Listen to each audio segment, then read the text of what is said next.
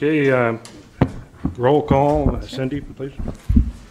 Ed Schachner. Present. Sean Anderson. Can you hear me, Sean? Okay. Bob Long. Present. Kathy Leaf.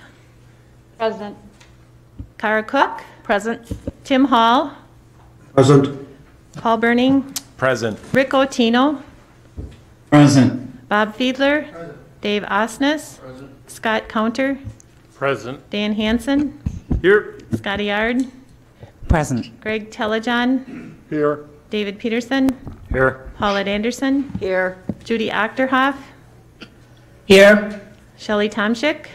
Present. And Bill Peavy. Present. All present. Okay, the first order of business or item tonight will be for public comment. Before we begin, I'd like to just make the comment that in the interest of making sure everybody has a chance to make their comments, we will limit comment to 2 minutes this evening.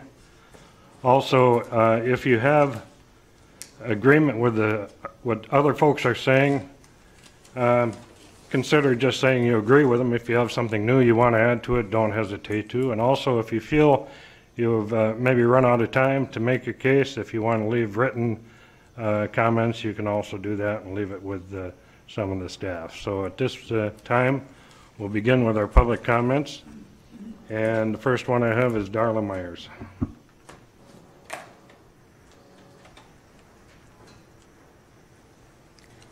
Darla Myers, 1098 Golden Oaks Lane in Hudson. I am here as a private citizen and not as a Town of St. Joseph supervisor. I am here to speak against the public officer ordinance. I just want to say I don't hear many people defining the term COVID-19. This is the breakdown. CO is coronavirus, which is the common cold. VI is virus, D is disease, 19 is 2019. In that ordinance, they are considering taking away constitutional rights because of the communicable disease that is the common cold. Please consider every time you hear the term COVID-19, replace that term with common cold. The narrative has been purposefully manipulated, so the fear factor of COVID-19 demands compliance with unreasonable government intrusion, search, and seizures. This is a small draft sample wording from the ordinance that should cause grave concern. The St. Croix County Health Officer may require isolation and/or quarantine of a subject confirmed to have a communicable disease or of an individual who has been in contact with a subject confirmed to have a communicable disease. There are other scarier samples in the draft ordinance. If you have read the draft and you don't feel a cold shiver come down your spine, then our warnings will fall on deaf ears. Just recently, quietly, the CDC updated the COVID number to admit that only 6% of 153,000 deaths recorded actually died from COVID. That's 9,200 deaths. The other 94% had 2 to 3 other serious illnesses, and the overwhelming majority were of a very advanced age. The Barron County Health and Human Services released this information on Sunday. The Health and Human Services Director and the Public Health Officer have withdrawn their request to proceed with a local health officer ordinance.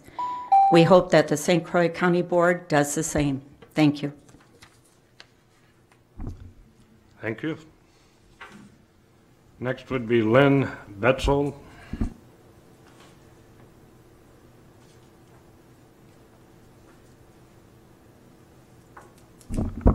Lynn Betzold.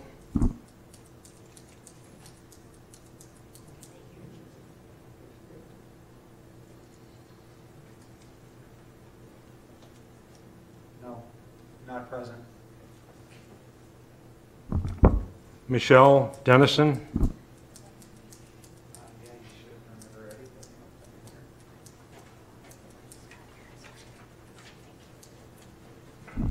Michelle Dennison.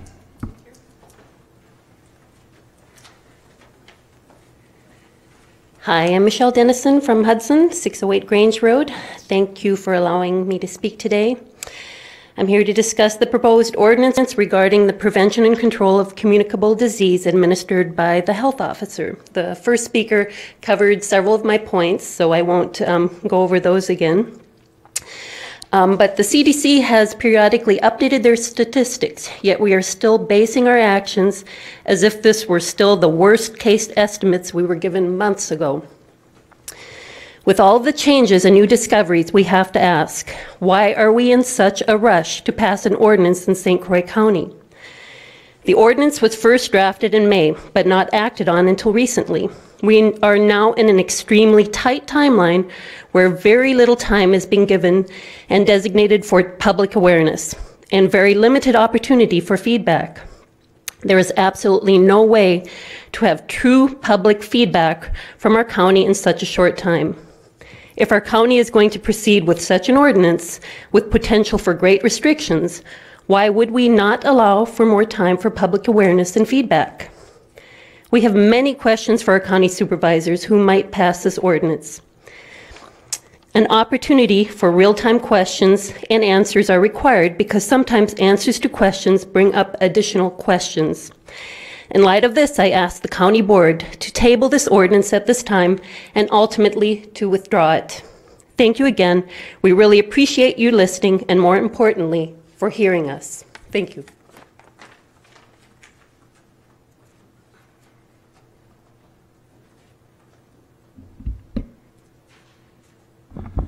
Next would be Paul Horsley.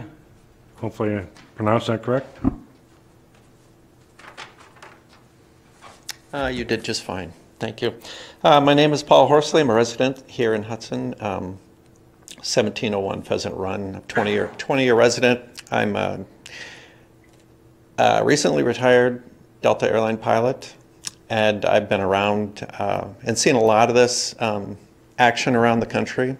And I just find it disheartening that so many people are so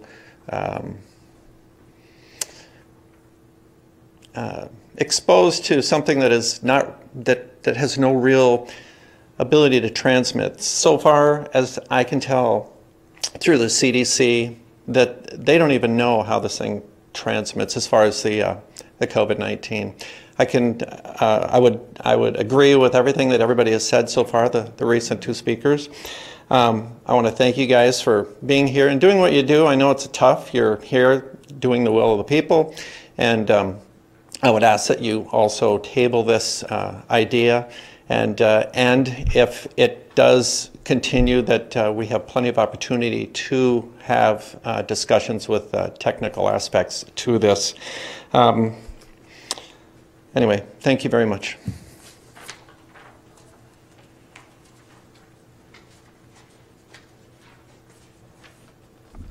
Michelle Horsley.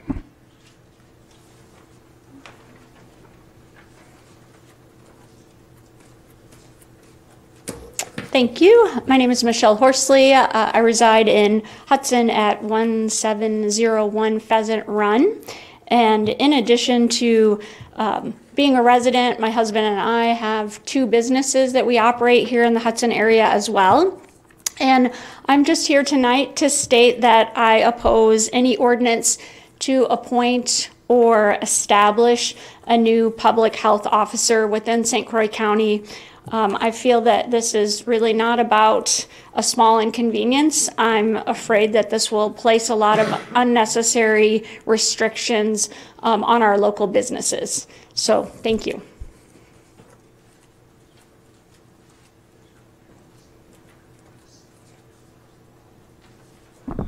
Sherry Lewis.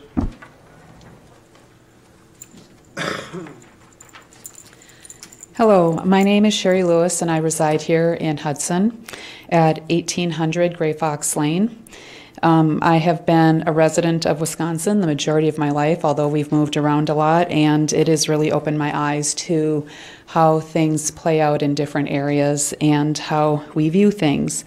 And one thing, and I also am a business owner in the area as well, I would like to add. I am concerned about, I agree with what has been said by everybody else so far. And seeing what I have seen, I am concerned about how this will play out because of the fact that what the CDC has been saying on their website, but also how it is affecting people of all ages. We don't see what the effects are, and even wearing the mask. I have asthma. I tried to wear a mask and I started hyperventilating. I can't wear a mask. It is definitely more dangerous to me. And I see people who are wearing them who should not be wearing them because they have health concerns, but they have been feared into wearing them. I know a pregnant woman who has to wear one for her work, and I'm concerned about her baby being deprived of oxygen. There are so many things that we aren't really looking at. Dentists are saying that they're seeing gums receding on people because they are wearing masks for extended periods of time. That's deprivation of oxygen, but not that. We are constantly breathing in toxins that we are supposed to be expelling out. We breathe out carbon dioxide, breathe in oxygen. Bacteria is building up on that mask, and it's getting damp and moist, and you're breathing in those toxins. There are many dangers to this that are going to eventually be larger than what we have already heard what COVID-19 is doing. So I do very much strongly oppose any ordinance being put in place regarding this. Thank you.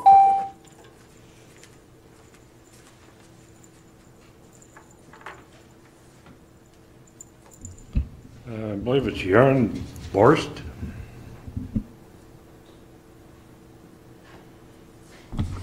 Jörn Borscht.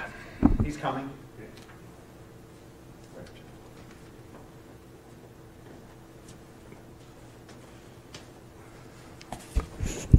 Hi, my name is Vernon Floyd Borscht. I reside at 2086 90th Street, Somerset, Wisconsin. And I'd like to know why and how to bring before the board's attention, why my property is not still grandfathered. It was grandfathered. I've been on the farm for 48 years, and now zoning tells me that I can't have anything around my property. I'm a disabled vet, and I have asbestosis, so I have to be very careful about cleaning up and making sure my property is brought up to codes according to them. But I think I'm grandfathered, and I should be grandfathered. Talking to other people, I've noticed a pattern of elderly discrimination and abuse that the Department of Community Development has been engaging in. To top it all off, most of the people being sued are also disabled vets, elderly. Community Development also has detached from reality of cleaning up my property. I've been on the property for 48 years, paid taxes and everything. And they want to think it can be cleaned up in a matter of weeks, and it can't be done. And I just want the board to know that and why I cannot be grandfathered in. Thank you very much.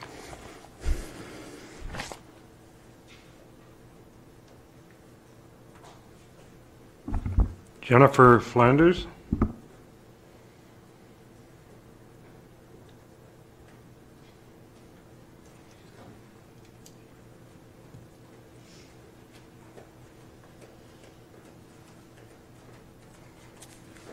Hi, my name is Jen Flanders. I have a Wilson address. I was going to talk about what the lady a couple people ago talked about with what's going on with that mask when you're wearing it.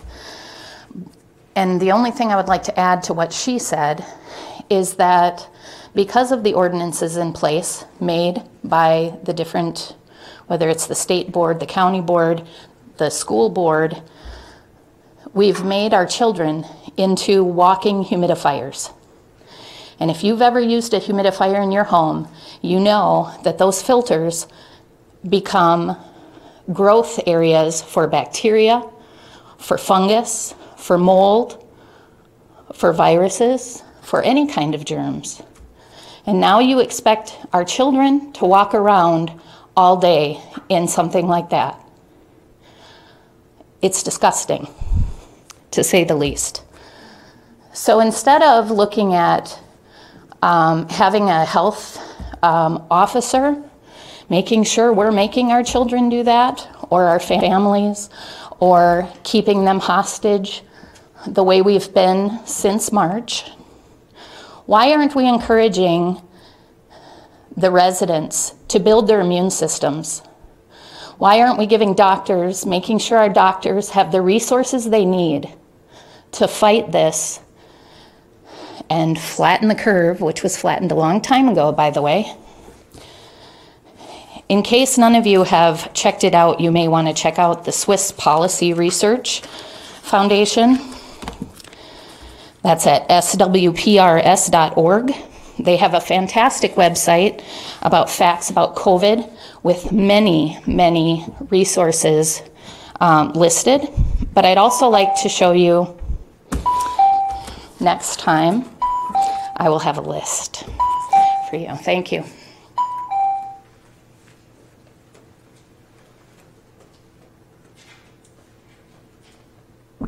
Lynn Betzel.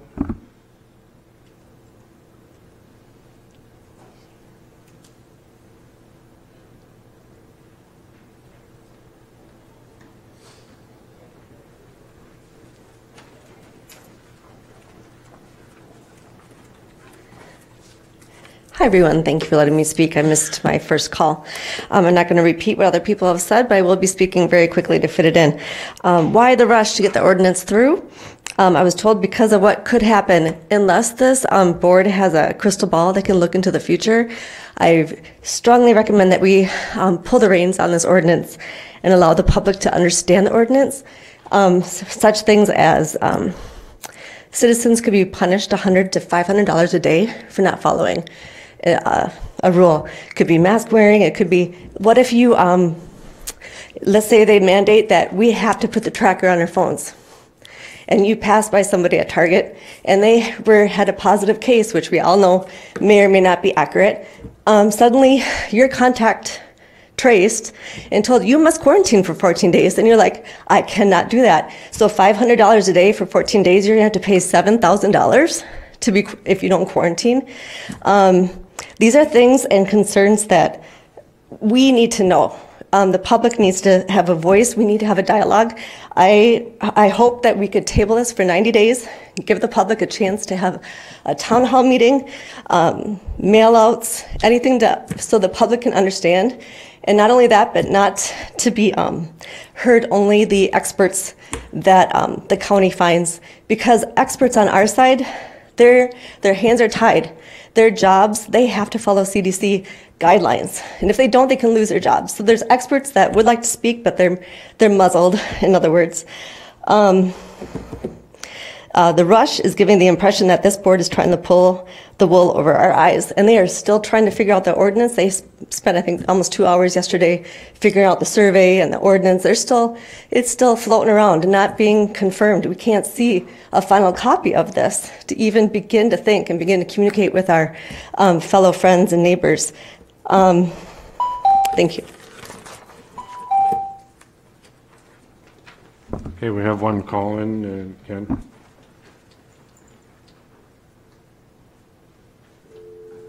Hey, Ken. I believe your call is actually in the room across the hall. I believe Sarah. She's here. This is me. I made it. Sorry about my if you want to. I'll read it. Okay. Hi. Okay. Hi. My name is Sarah Buckland. My address is 573 Omaha Road. I prepared a statement in regards to the ordinance that this board and the subcommittee is considering passing. I stand against this ordinance. Through the last board and subcommittee meetings, I have realized that when I and others have said that we have questions, that it was taken that we need further education on COVID. I assure you that we do not. Someone recently said No one is a better investigator at finding the truth than a concerned mom. The questions I have are to your biases and to your personal agendas in wanting to push this ordinance through. Other questions I have are in regards to wanting to be sure that when you are drafting and voting upon this ordinance placed upon you by the WCA, that it does not allow for extreme measures and civil violations to be taken.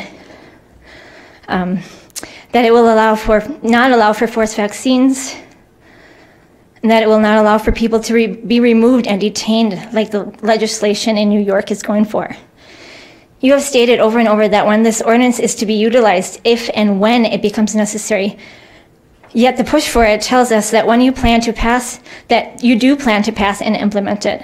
Why are you doing this now as if there is a pandemic when there's not enough data to show that we are not in a crisis anymore? The lies, corruption, and manipulation surrounding COVID are far and wide. If you can't see the political agenda that this COVID crisis has turned into, then either you are blind or complicit. You are here as our representatives, and I thank you for keeping public comment open, but I also hope that you are actually listening to us. Last question for today is, if you remember even one point in my public comment now, chances are you may be actually interested in hearing our voices. If you can think of what I said, I'd like to suggest that you have an alternative motive in passing this ordinance, or that your minds are already made up. Thank you. Is there anyone else who has not had the opportunity for public comment?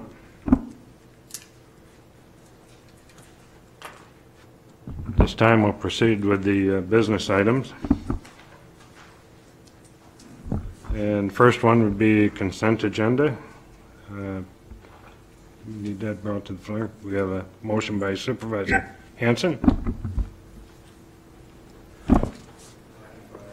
Supervisor Schottner, discussion?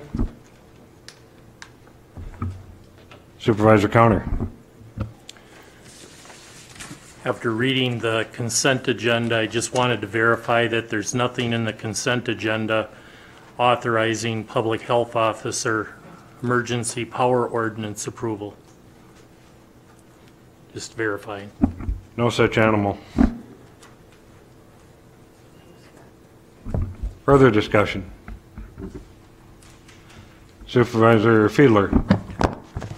Mr. Chairman, I'm focusing on item number 5, and I have absolutely nothing against the appointee, but I have a question about the process of appointments, and I don't know if it would be directed at the county administrator or yourself, but I know for some of these lesser bodies, we consider a lot of appointments. Do we solicit membership publicly and with a lot of notice? And do we go over resumes of people who are interested before we make the appointment? Thank you, Supervisor Fiedler. So the process for appointments that are made by the county administrator, I'm not sure what his former process was. So my process while I'm interim administrator would be to solicit people that are interested. I don't know a whole lot of people in the community, just pick somebody that I already know. So I would find out the group that are interested, review their background if there's multiple ones, and then make a recommendation based upon that.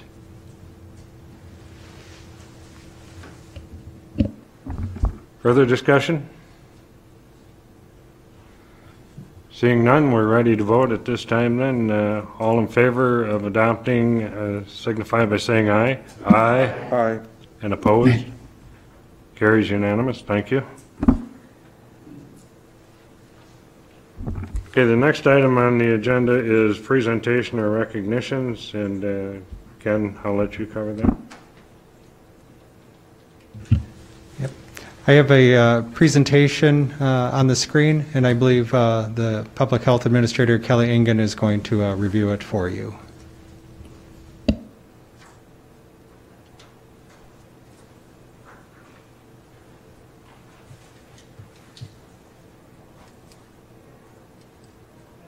Oops, I was muted. I'm sorry. Hello, good evening. Yes, we do have a presentation. It's been a couple months since we updated you. I think our last time was June, potentially May.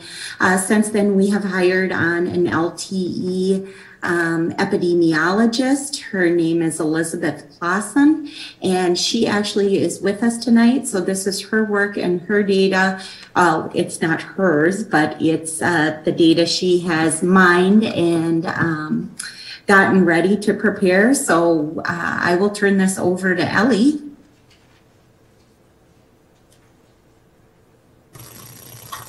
Hello. My name is Ellie Clausen. As Kelly said, I am the epidemiologist here for St. Croix County. I did grow up in New Richmond. I have a master's in the science of public health and have worked on communicable diseases before. So if we go ahead and get started. All right, so what you'll see here, the last time I did present to the board was the 18th.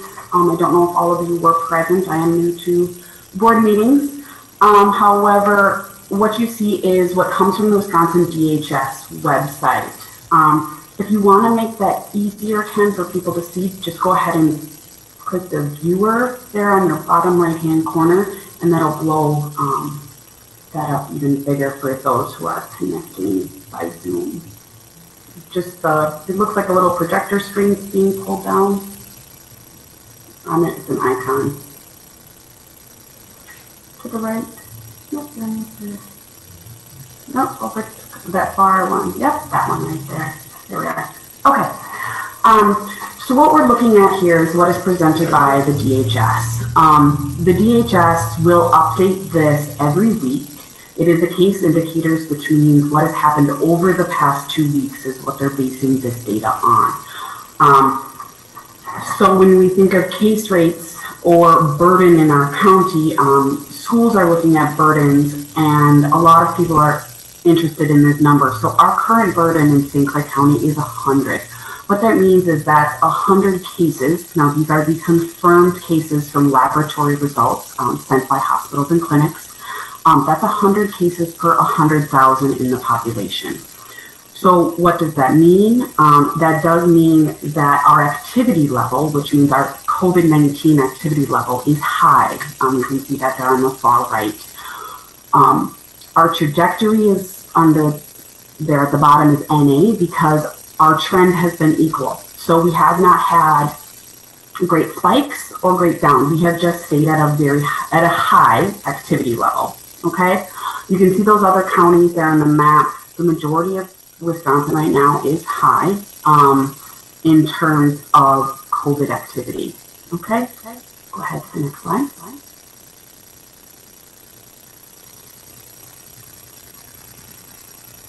All right, so this is a summary of the COVID-19 activity in St. Croix County. These is all the activity that has taken place within our county. Now, because of how we receive these cases, they're confirmed, so they're coming from laboratory reports, and then we are contacting these cases to make sure they do in fact live in St. Croix County, and then they are counted for us in this total. Active means that these are the active infections, so these are the numbers that we have contacted, and they are still considered infectious. They're still within their infectious period. Now, once you're passed out of that infectious-free period, we do count you as recovered, okay? And so that number is 492 recovered of those confirmed cases. And then the total who have died and Kelly may address, but who have died with COVID contributing or being the cause of the death is 7, okay? Next, this is just in the last quarter. This is kind of just a graph you will also find on the St. Croix County dashboard. I just wanted to alert everyone, this is what's our new cases each day. So every day we get laboratory confirmed cases who then we contact to confirm their location and talk with them about controlling the infection. These are the new cases that come to us per day from St. Croix County themselves, okay? So here's, where are these people getting these infections? So of our total number of confirmed cases, we do an interview trying to determine where the source of the infection is coming from. Of those, we've gotten responses from 465, so that's 72%. The greatest majority are community acquired. What does community acquired mean? So that they know that they were out in the community, they were out potentially with friends, they were out engaging in activity where they were alerted that someone who they were out in the community with was infectious and transferred the disease to them. Or that's where they believe that they acquired the disease. Or they believe from household. Someone within their household transmitted the disease, and that's the source of their infection. And the other two big ones are close contact with a confirmed case.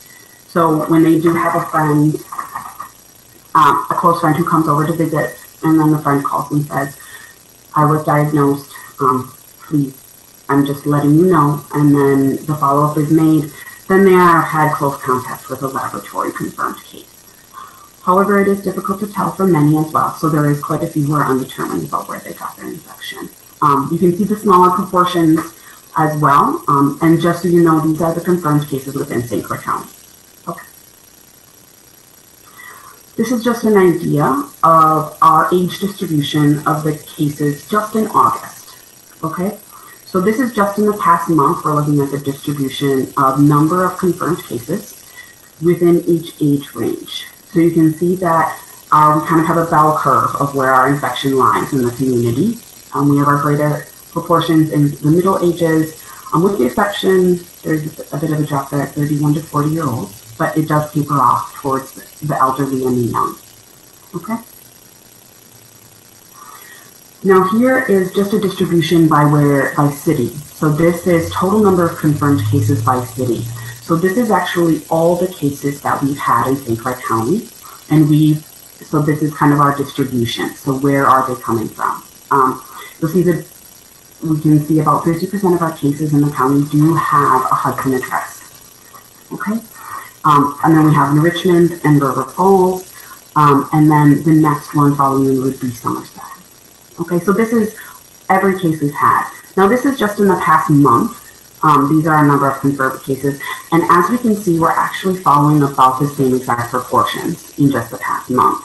So we're still, in the past month, found about 50% of our cases in Hudson, then moving on to New Richmond and followed up by Somerset and River Falls.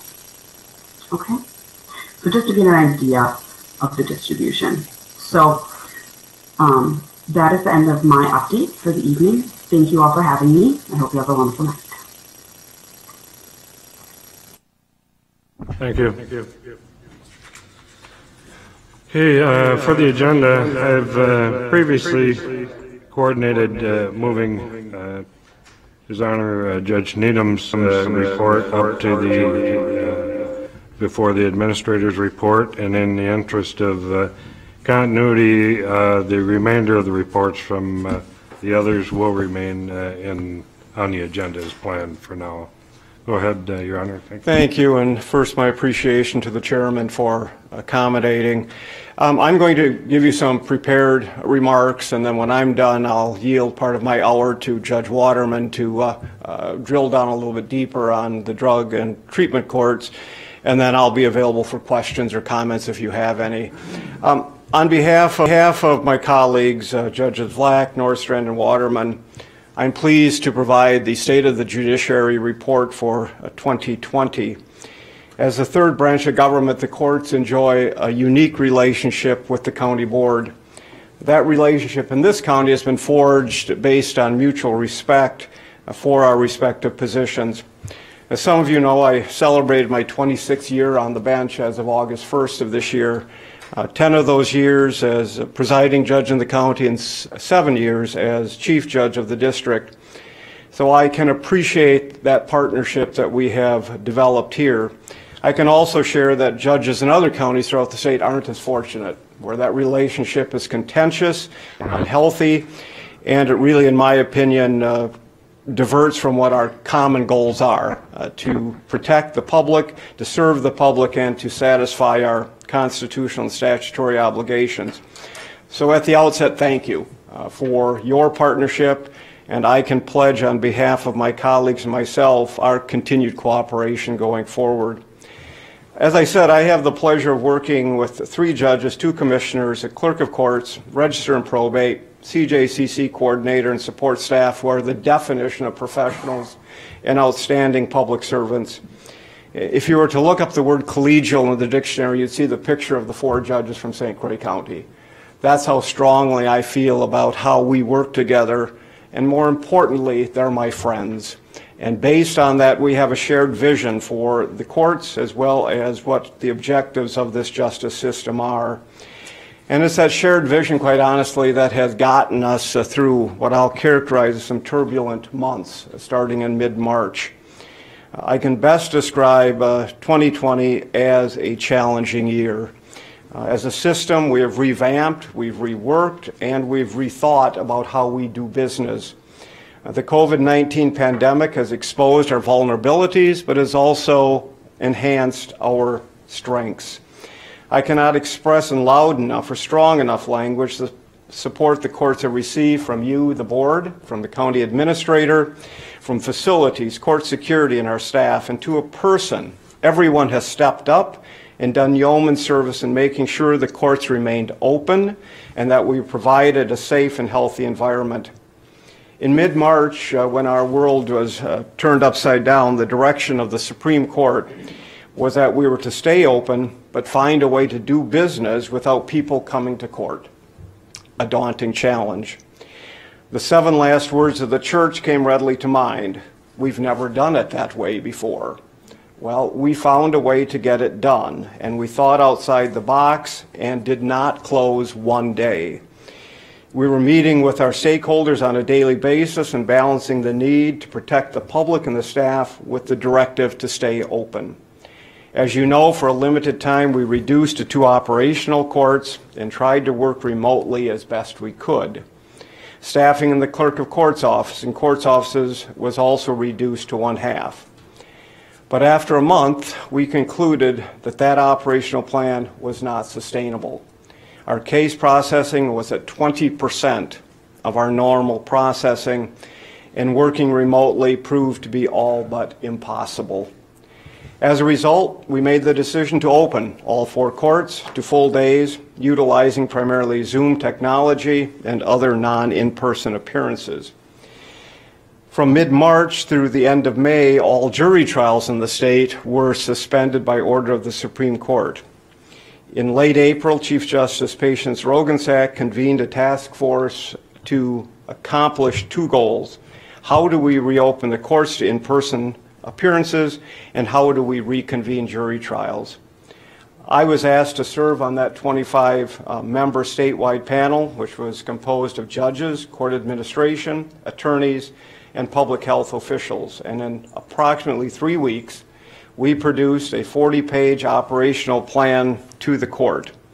That plan was approved, and by early June, St. Croix County had established their own local task force to implement the general plan, but tailored to our facility and our needs.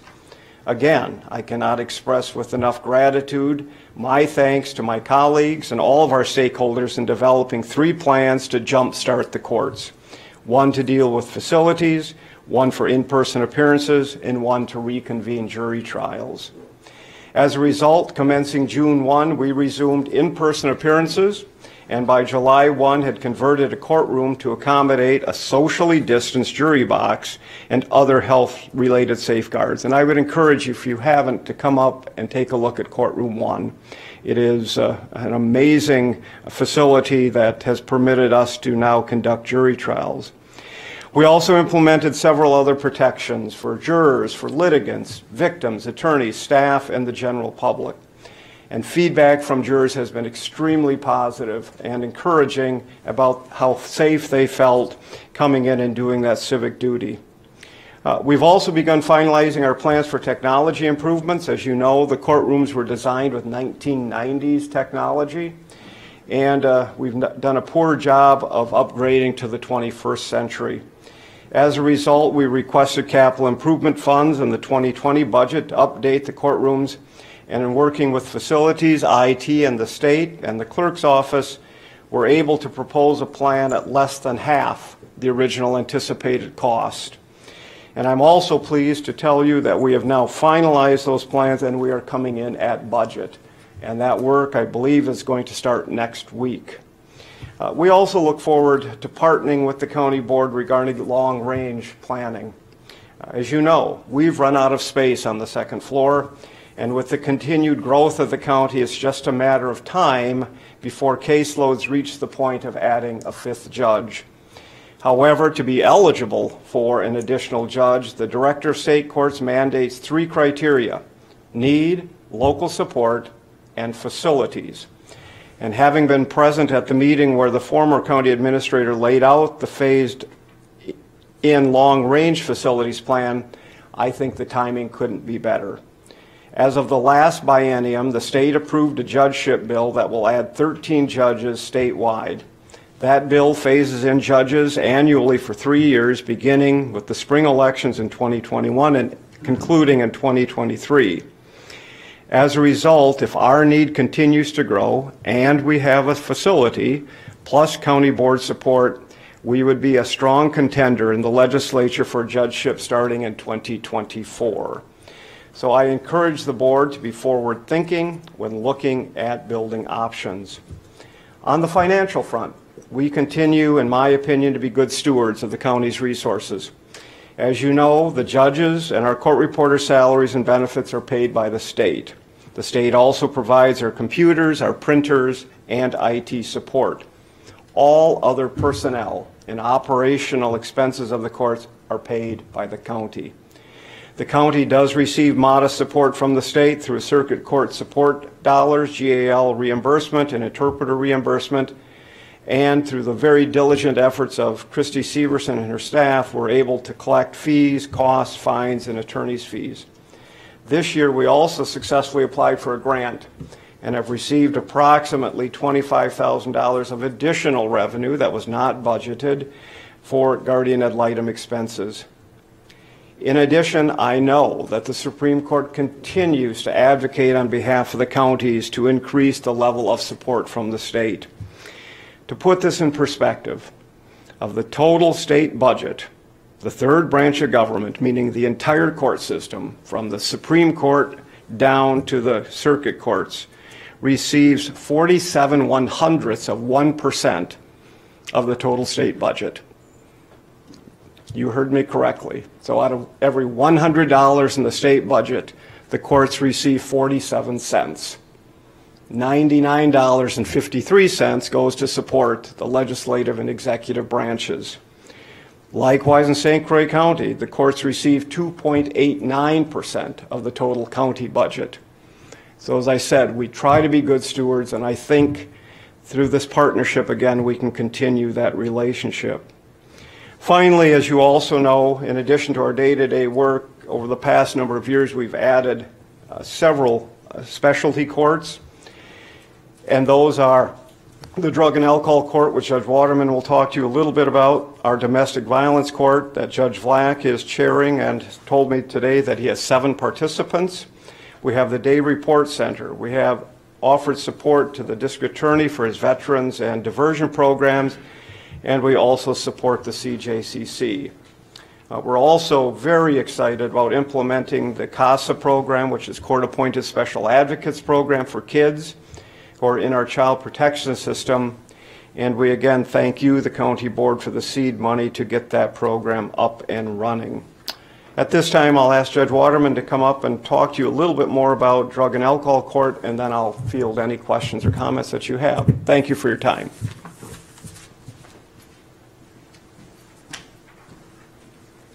Good evening, everyone. My name is Judge Michael Waterman. I'm the presiding judge of the treatment court. I believe on Zoom video is Kim Kitzberger, our treatment court coordinator. I too would like to echo Judge Needham's comments about county support. We on the treatment court receive county dollars, so we definitely are grateful for the financial contribution that the county provides. Many of you individually have participated in our program in one way or another. You've attended our treatment court graduations, maybe treatment court sessions. A lot of you have asked questions about the program and just shown genuine interest in the participants' progress. If you do have questions about the program or want to talk about it, feel free to stop by my office anytime. My door is literally always open. If you're unfamiliar with treatment court, I'm just going to give you the 60-second summary. It is basically a court-supervised drug and alcohol treatment program. We work with nonviolent offenders who have a substance use disorder, an addiction. Participants attend at least 3 intensive outpatient treatment sessions per week. They are regularly engaged in weekly recovery-oriented activities. We require employment or equivalent forms of community service to keep them productive. Their progress is monitored weekly by the courts and also by the coordinator. They come into court where they can be held accountable, where they fall short, and they can be recognized when they achieve certain benchmarks. Sometimes all they need is just a little bit of encouragement and a pat on the back to keep them going. Right now we have 19 participants in the program. That's just about at capacity. Our capacity is between 20 and 25, depending on how far along in the program the participants are. We also have 13 people who are waiting to be admitted. These are folks that are going through the admission screening process, and their eligibility will be determined. So you may ask, well, is this program worth it? 2 things I can share. One, I just received a copy of a state report. The Treatment Alternatives and Diversion Grant funds part of the program. That is administered by the Department of Justice. They did a lengthy study and produced a report that I have a copy of if you're interested in. But one of the key takeaways of that report was that the treatment courts statewide have been proven to do a number of things. One is reduce recidivism for individuals who are highly likely to commit future drug crimes.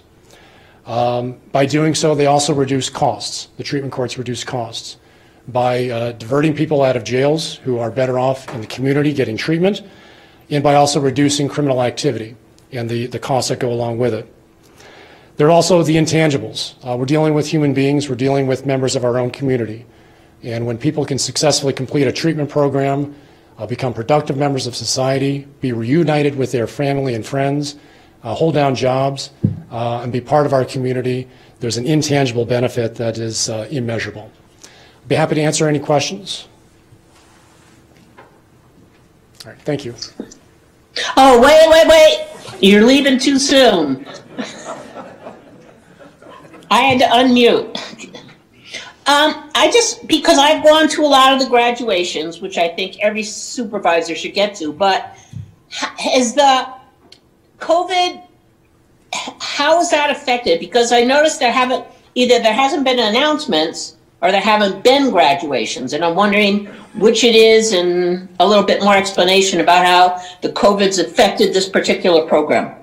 Sure, it's affected us in ways that we never imagined. In the beginning, when all the bars were shut down, the program was running great. We didn't have any problems whatsoever because all the temptations, all of the risk factors were taken away. Once those reopened, we started experiencing more and more problems. We've had to do a lot of our treatment court sessions by Zoom. We've had to do graduations by Zoom. That's why you haven't seen or heard of them. We have had, I think, at least 3 people graduate, maybe 4, during COVID. A lot of the treatment has been sent digitally. A lot of the AA and NA meetings are done digitally, although some are starting to do in-person meetings.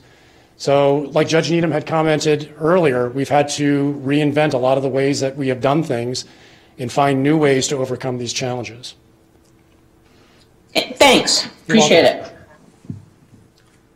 Any questions or comments for the courts in general? Again, our invitation is still there. Come up and do a judicial ride-along. I mean, for those supervisors who have, I think they generally have found it worthwhile to kind of get a bird's-eye perspective, sitting up on the bench and going through a day or a portion of a day. So if you're interested in that, let me or one of my colleagues or Christy Severson, the clerk of courts, know, and we'll gladly accommodate. I've got a lot of chairs I can put up there, and we can socially distance and wear our masks and be safe. So any questions for me?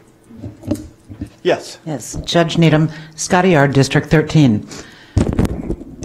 Within my office, we deal with evictions and mediations every day.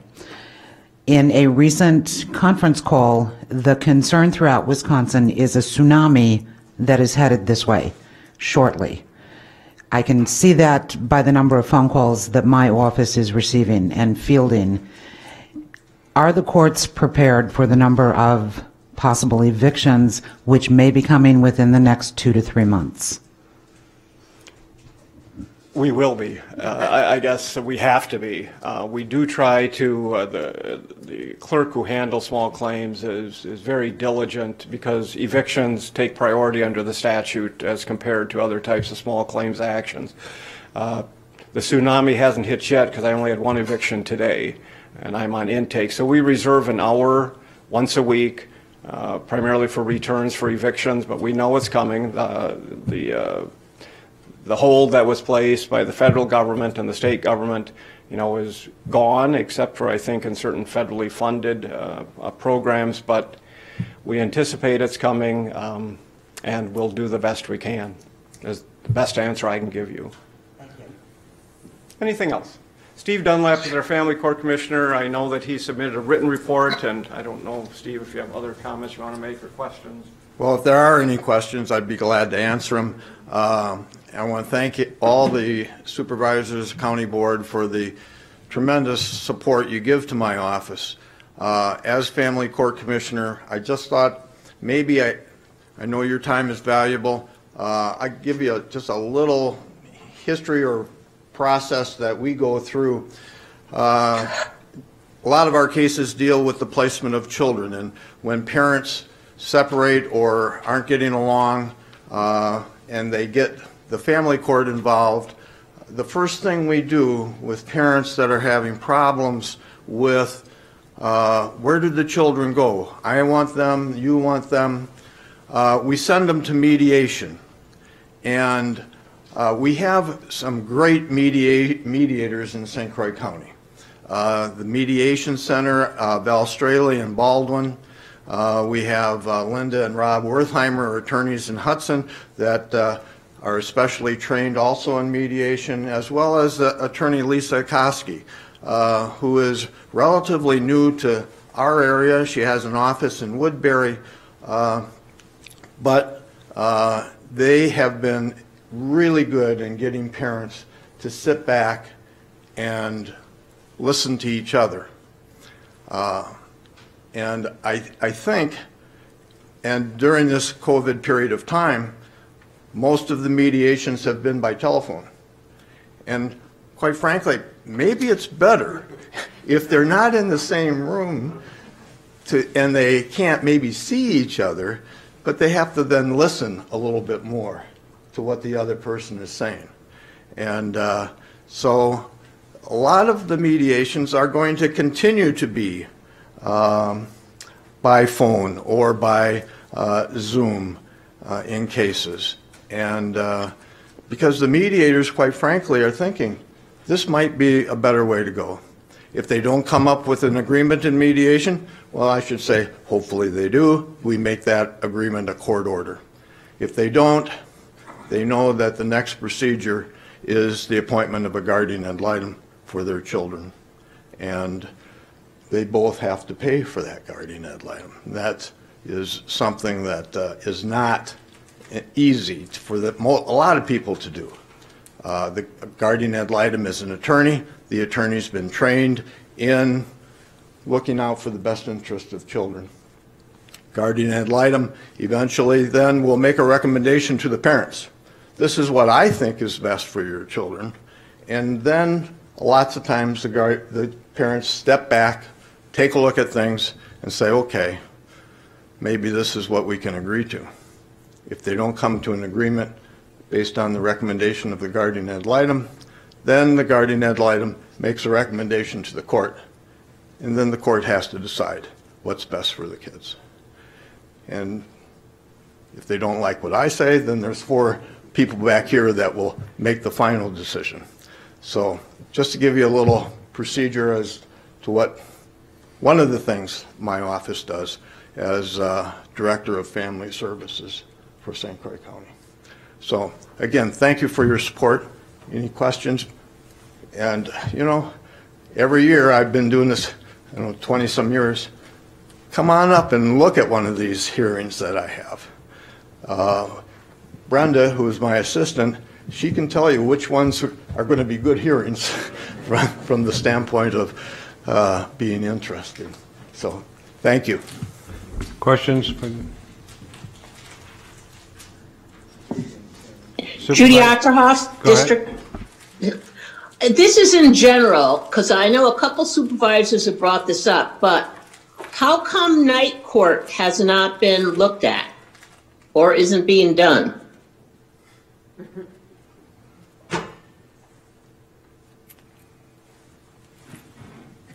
I don't have an answer for you, and that's an honest response. We've not been asked to look at a night court. I am not aware of any night courts in the state of Wisconsin, except for Barron County maybe has night court one time per month for child support cases. I think you would have to certainly consider the impact. Overtime for court staff, court security, we have to keep the building open, facilities, and I think you'd want to do a cost analysis before we would even think about that. And again, I'll be very candid, we're not thinking about it. Okay. I mean, we are busy from 8 to 4:30, 4 judges, 5 days a week. And if you're asking us now to put on top of that night court, I have 1 foot out the door, there will be 2 feet out the door. We can't do it, it's not sustainable. That's my candid answer. Thanks. Thank you. Supervisor Hall, did you have a question for the judges?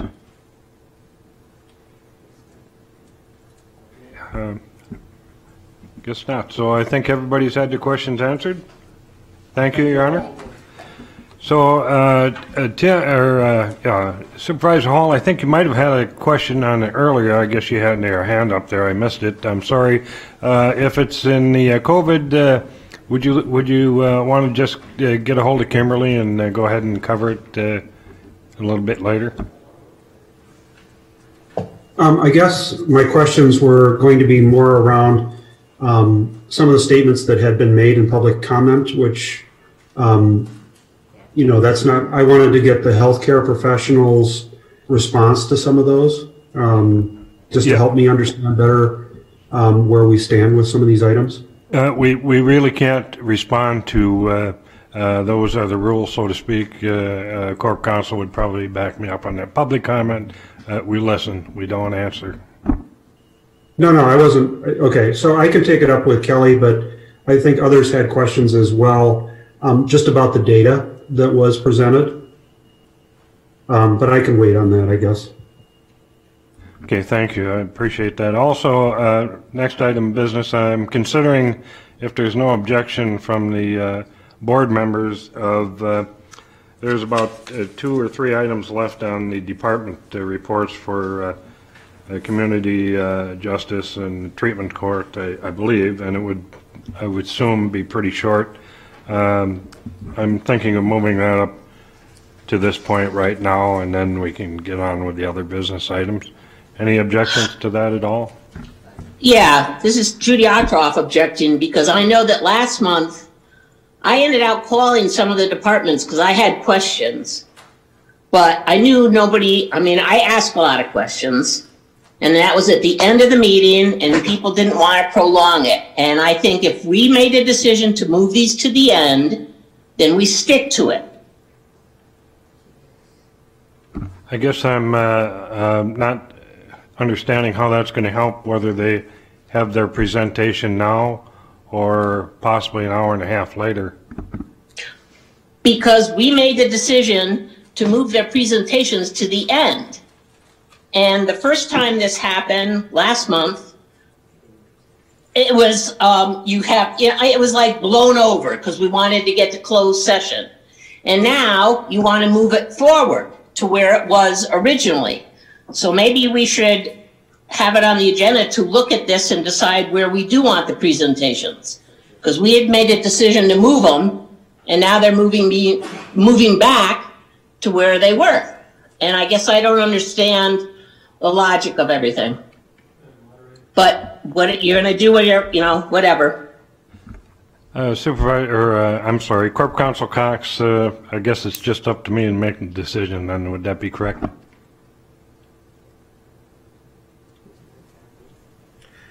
That's correct. Okay, it's my decision on viewing the members of the board that we will move it up and proceed with those. Sorry, Judy. Next item then would be community justice, I believe.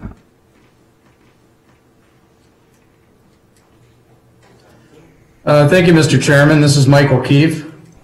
Part of your packet, I submitted a report. If you have any questions, I'll keep this short. Should be pretty self-explanatory. So if I'll entertain any questions at this point.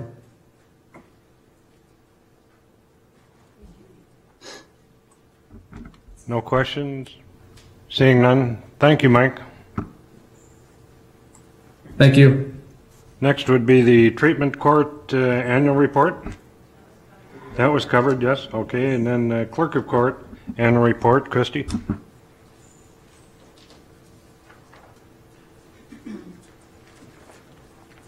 Good evening, everyone, and thank you for letting me speak and give you my annual report for the department.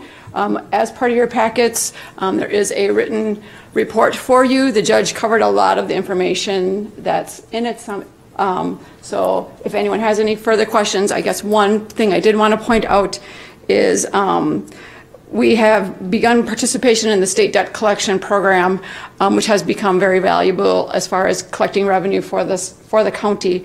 As I stated in my report, in 2019 we collected over $159,000, and to date in 2020 we've collected almost $264,000.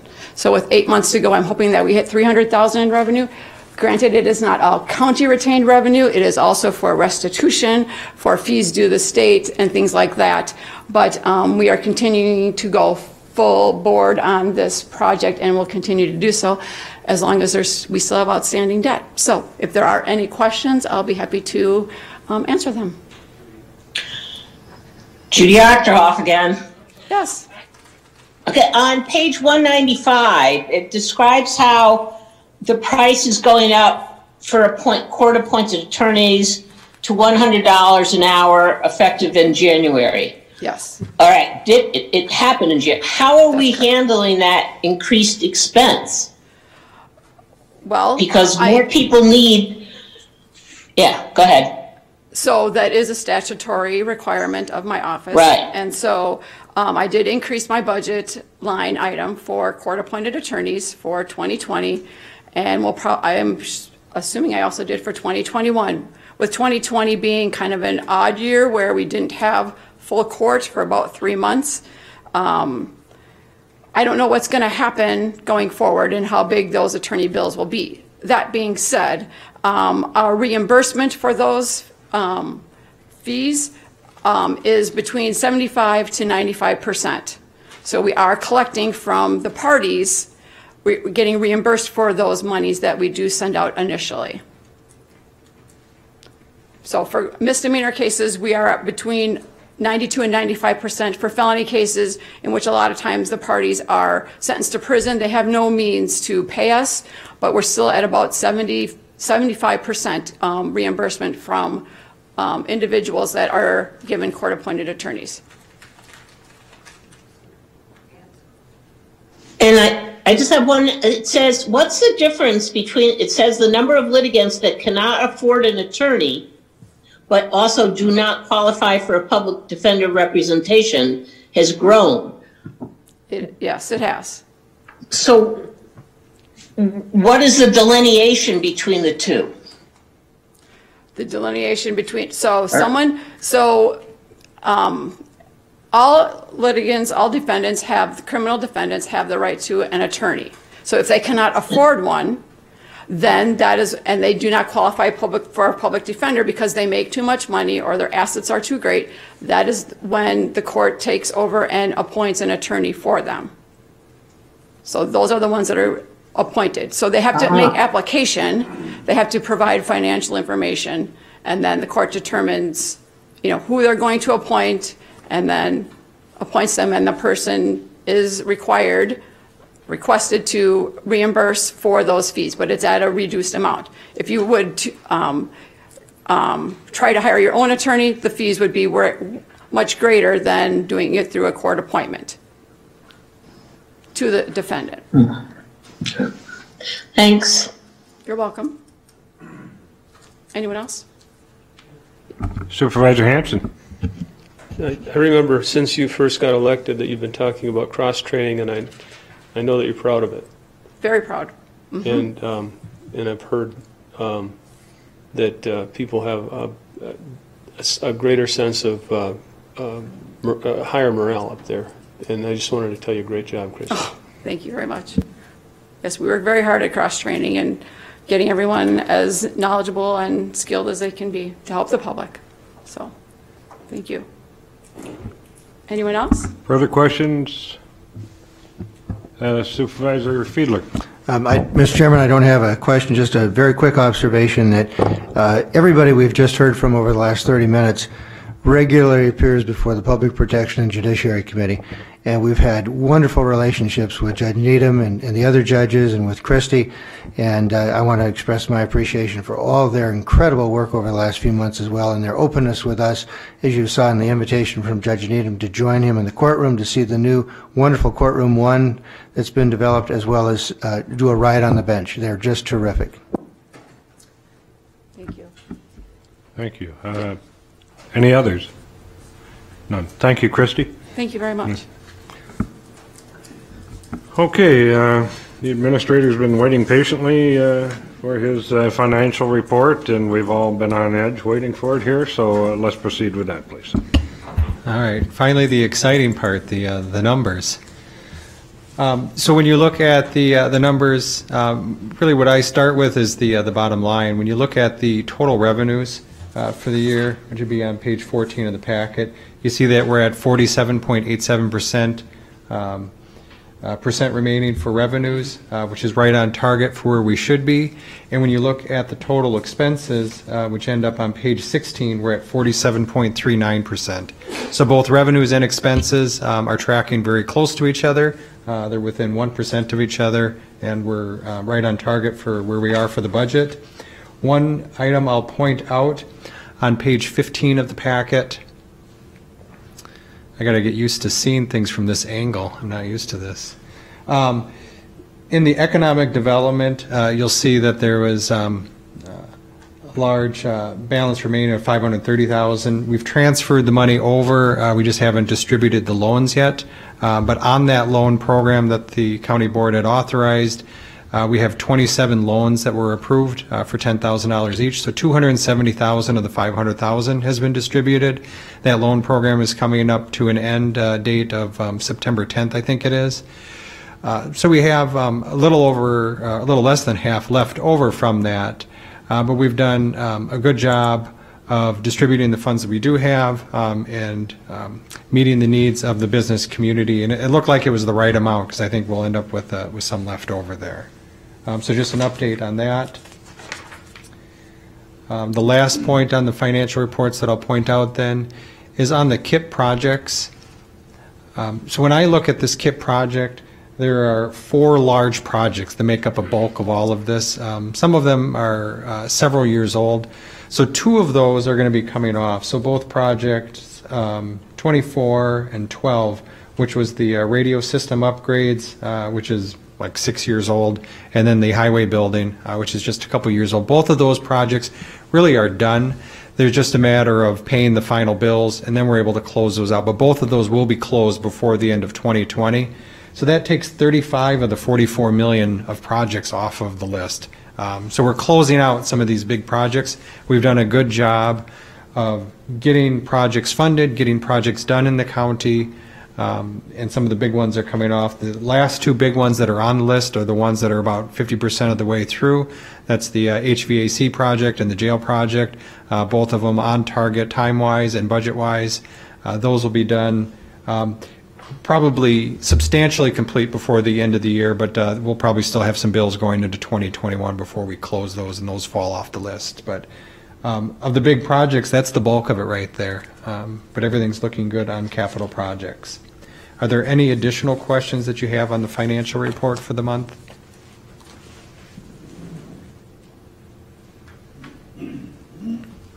Apparently Thank you. not. Ken, so go ahead with the Administrator Emergency Action Report. Yeah, and then per the resolution that you adopted on emergency actions of the county administrator, anytime any emergency action is taken, I'm to report it at the next county board meeting so that you have the option to overturn that decision if you would so choose. So at the prior month, we had approved a budget amendment that extended additional pay for the public health staff that's salaried that are working substantially additional hours. And so there was discussion about why we had picked an end date on that, and why didn't we just continue that, and why didn't the county administrator just authorize it. Part of the reason was we didn't know what the county board would think about that. It appears, though, that there was overwhelming support for that idea, so I did extend it through the last possible date that I think we will have grant funding for, so that's in October. That date then coincides with the last funding source that I have. So I don't think that may be the end of excess hours, but that's the end of excess hours that I have a funding source for. So if there's any funding that's needed beyond that, it's probably going to come out of the city budget somewhere. And so I would bring that back to the county board at that time, probably rather than extending it, because that's a different decision that'll need to be made. But I wanted to explain the reasoning and the dates that I had picked in the extension that I did make. Thank you, Mr. Chair. Questions or comments? Okay, we'll proceed on to the business items, and first item is the 2019 audit report. Ken? Yeah, so we have on via Zoom tonight Brock Ian from our Clifton Larson Allen auditing firm, and so he will go over the audit report for you. Brock, are you with us? I am. Can you hear me okay? Yes. Perfect. Okay. Well, good evening. Thanks for having me on tonight. We met with Finance and Budget last month on August 18th. So we went over the results of your 2019 audit in detail. So I'm just going to kind of hit upon some high points today, but I'm at your disposals, like I always say. So if you have any questions, if you looked at anything in advance and it's something I'm not covering here in my comments, feel free to shout out and let me know if you have those, and we'll try to address those. So we start here with, and everything I'm going to cover is on the audit summary. So those of you that are new to hearing me kind of cover the results from the annual audit, this is where I like to summarize all the information. It's not technically your financial statements, that's a different booklet, but I've summarized everything that you need to hear from me in this audit summary. It's a few pages long, it's condensed, and it gives you some historical data there. So hopefully it's useful, and that's what I'll cover here tonight. On page 1, there's a summary of the reports that we issued. And the first one talks about your audit opinion. That is in your annual financial statement, or the big book with all the numbers and disclosures in it. We've issued an unmodified opinion. That's the highest level you can receive. We also take a look at your internal controls, found some improvements here this last in 2019, so 12 months from the prior year. So the improvements there were we proposed less adjustments to your books, quite a few less, almost half as many in 2019 than we did the year before, so that's a great improvement. It shows well on your staff there, but also you eliminated one of the findings completely, and that is on bank reconciliation process, so that was improved as well. You do continue to have a second item, limited segregation of duties. Probably hampered a little bit the progress on there just because of some turnover and some staffing, but by and large, you guys do a decent job there too with the checks and balances, but it is a situation, you're not gonna hire more people to resolve it, and so you rely on your controls. That's the part you should be taking out of this communication here is be diligent about your approvals at the board and committee level, and that type of thing helps. Lastly, on this page, there's a note on compliance. So in addition to auditing the numbers, we look at compliance with grants and agreements. We did not find any problems associated with that, so no findings were communicated. So before I can jump into the numbers on the next page, any questions for me? All right, then we'll take a look at your general operating fund here on page 2. A lot of numbers, 4 years of data. Not going to go through a lot of this, but just again, high level from a takeaway standpoint, you did have positive results for the year. So the fourth to last row on this page, you'll see a change, current year change in total fund balance, that $319,000. That is the results for the year. So that's one of the important measures that we look at. We also look at the shaded rows there. So you've got the first one, which is your unassigned fund balance. That's your reserves you have at the end of the year. We compare that to the $38, almost $39 million that you spent, the second shaded row, total expenditures, and you come up with that ratio at the bottom. So again, we look at this every year. We see how the track record is going with your own trend, but also how you compare to other county clients here in Wisconsin. You're pretty close to the average, our average in our client base, and we audit over 40 of the 72 counties in the state.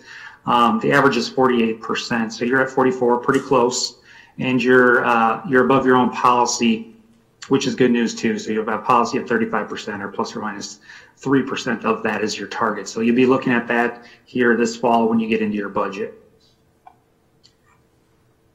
On the next page, a couple more of your governmental funds here, page 3. Just talk about the last 2 sections quick, just because there's some bigger changes there. So your capital projects fund, Ken mentioned something about this already when he talked about your KIP, or your capital improvement fund. So here's the reserves at the end of the year, and you can see there was a drop, but that's the nature of these funds. So you had $15 million at the end of 18. You spent down $1.2 million on a variety of projects, and now you're down to a little over $14 million in that capital projects fund. You may remember you issued $8 million of new debt. That's a revenue or a positive number going in there. You also transferred in $3 million from the general fund, but you did have $13 million with expenditures. So there's a lot of activity here, and that's why I pointed out, all part of your capital improvement plan. And in debt service fund, here's another one where it might stick out to you as like, what's the reasons for the sharp drop from the prior year? And that's planned spending. So it was a spike in the value that was in there at the end of 18. You use those dollars to pay principal and interest in 19 as scheduled. So nothing unusual there, even though it is a reduction in the balance. On the next page, page 4, is your nursing home fund. I pretty much focus here on the very last row, and that is how did the year turn out. You can see a negative number there, $477,000. So the way to interpret this is you'll have to remember and change your mindset a little bit for this particular fund because it is full accrual. It is different than the governmental accounting we had just been talking about with the other funds. So here you did have an operational loss, but you have to keep in mind this isn't a cash flow loss. This does include $576,000 of the depreciation. So as you're aware, you've got a newer facility, so the depreciation expense charge there is pretty heavy now, as that value of that asset in the facility is depreciating over time. So that hits the books here as an expense. So just keep that in mind. If you take that out of the picture, you actually had positive results, but it's important to factor that in because it is part of the numbers and it is properly recorded in there for the year. The last comments I'll make then is on the next page, page 5, and that's on your highway department. Top section of that page, item number 5. Hopefully you can navigate with me here, but the second to last row of that section. So right in the middle of the page, there's a row called change in net position, and there's a pretty big number there, $26,563,000. That is technically the operational results for the year. Keep in mind, though, that this does represent, as you know, you had a highway facility project going on. That was all constructed in a separate fund. So the financing and the expenditures and the construction happened in a governmental fund, that KIP fund I talked about earlier. When a project is completed for a full accrual fund like highway, what happens is you take that asset and then you transfer it in as a capital contribution to the highway department. So that's essentially a revenue source, a one-time revenue source that this fund is taking on this building on the balance sheet, and that is a revenue source of $25+ million, 25.6. So You have to factor that in there, but if you take that part out, because that's a one-time deal, and you look at, well, what was the true operational revenues over expenses for the year? And you did have positive results of $952,000. So again, good operating results, but that's just to explain why that big number is in there this year. Okay, so by and large, that's all the highlights for the 2019 audit. And at this point, I will entertain any questions. Questions?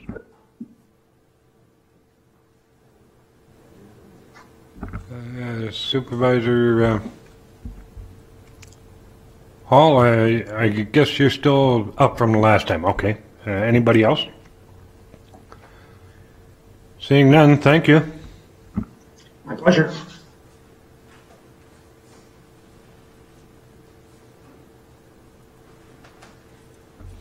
Okay, the next item then would be the resolution approving 2021-2025 capital project plan and funding for 2021 projects. Mr. Chairman, I would move to approve the resolution for the 21 to 2025 capital project plan and establishing funding for the 2021 projects. Okay, motion by Supervisor Ard. Second by Supervisor Osnes, and discussion. Supervisor Long. Thank you, Mr. Chairman. I would like to actually move to amend the resolution to temporarily delay 3 specific projects until such time as a reasonable cost-benefit analysis can be performed. And those 3 projects would be 10073 and 10087, which involves the purchase of the load docks and the related construction, as well as 10074, which is the Glen Hills camping improvements.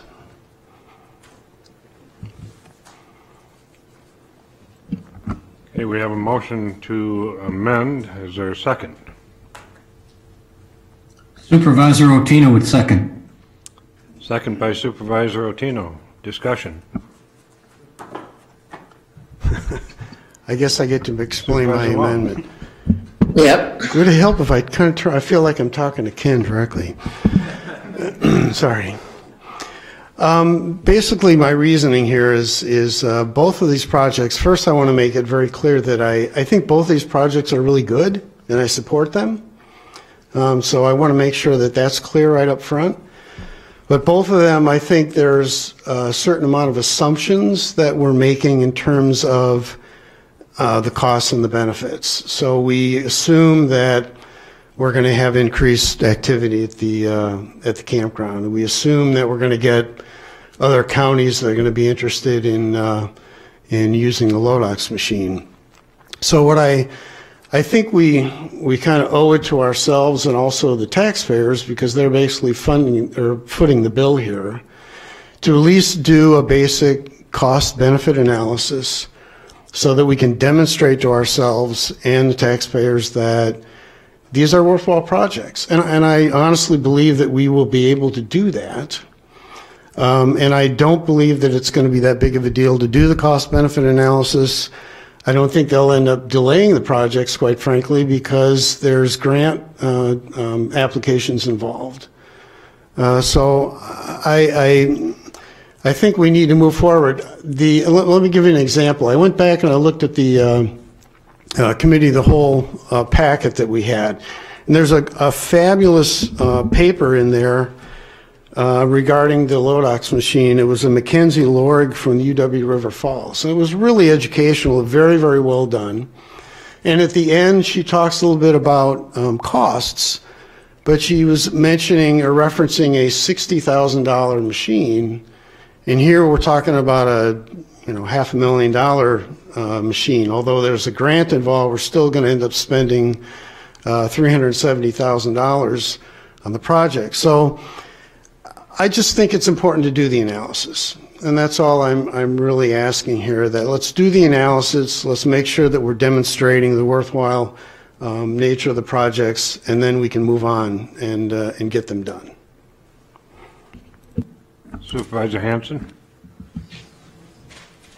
Talking about the camping improvements to Glen Hills Park, the cost analysis has been done. We know the value of the increased attendance over the past several years has been growing, and those numbers, I don't have the numbers at my fingertips, but they've been growing dramatically. We've had a very large increase in our camping. We added a electronic reservation system. We've added staff, and we used our camping as a revenue source. Renovating the camping is going to give us the ability to continue offering improved services, which will give us the ability to increase our revenue and further offer better services. This is a jewel in St. Croix County's image. It's something that we have to offer to the public when they come here. And the cost analysis has been done by the professionals who work in the Community Development Department. It's worth doing, and I suggest that you vote against this amendment for that purpose. I'd also encourage you to vote for this LODOC or X-ray machine. Our medical examiner has done cost analysis on it, and it will save a tremendous, if I understand this correctly, and I believe I do, it'll save us money from having to send human remains over to the Twin Cities to have this work done. And it'll also save us potential action, legal action, if there is to be legal action by having records on file of those remains. Kind of a morbid topic, but it's something that's necessary to be done. So it's preventative. So I'd recommend going through with both of these projects and voting no against this amendment. Thank you. Supervisor Hard. Supervisors, the one thing that we must keep in mind is that both of these projects that are up for discussion are also grant-dependent projects. The one thing that I will tell you about grants, especially those for governmental entities, is that approval must go forward with the grant application. Otherwise, there's no point in submitting because most entities, especially the federal government or state agencies, will not accept an application without a formal approval by the government body. We have the opportunity for two amazing projects. We also have the opportunity that if the grants are not received, the projects will not go forward. Approving these projects at this time is needed and necessary in order to even give consideration.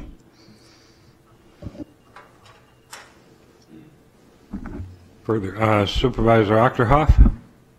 Yeah, I would agree with the last two speakers, and we've gone through this it's like every year we go through this, and with new supervisors, they don't understand some of the history. But the main thing is that we need to approve this if we want any chance of getting a grant. And I also have one concern about our big major project, because maybe I recollect wrong, but as a board member, I approved a cost study analysis. That's what I thought I approved for the county building. I did not realize that we were going to have a design and everything without it going out to bid for multiple designs to see which one would be best. And I have concerns about spending that amount of money right away without a bit more research being done on, is this the only way and the least expensive way we can get what we need for in the future?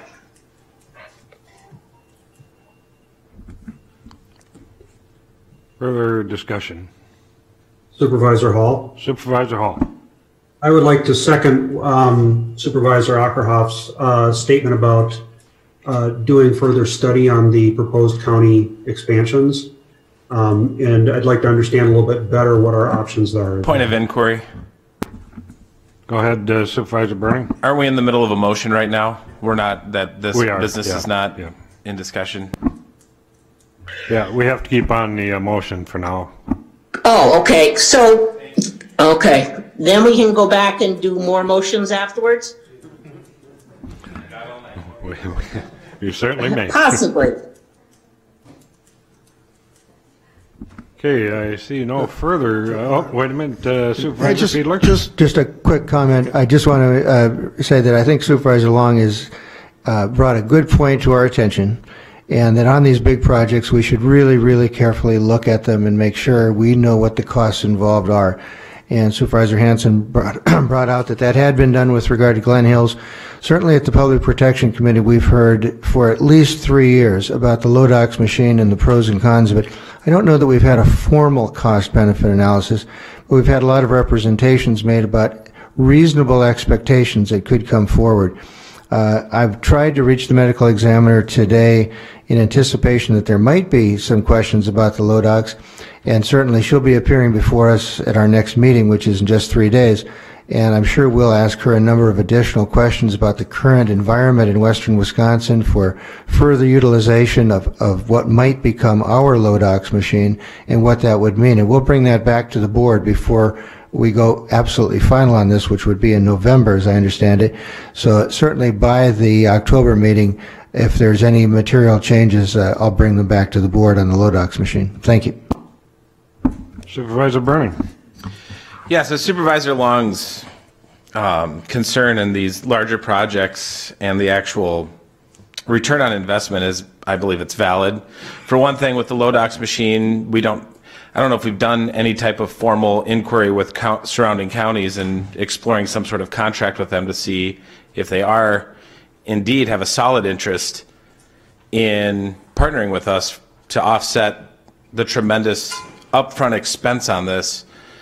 Frankly, a supervisor brought up earlier that we're going to face a mudslide basically of evictions, and I don't know if anyone can tell me that that's not going to affect us in some capacity. It probably will. If evictions are happening, then foreclosures hopefully are not behind it, but it could be.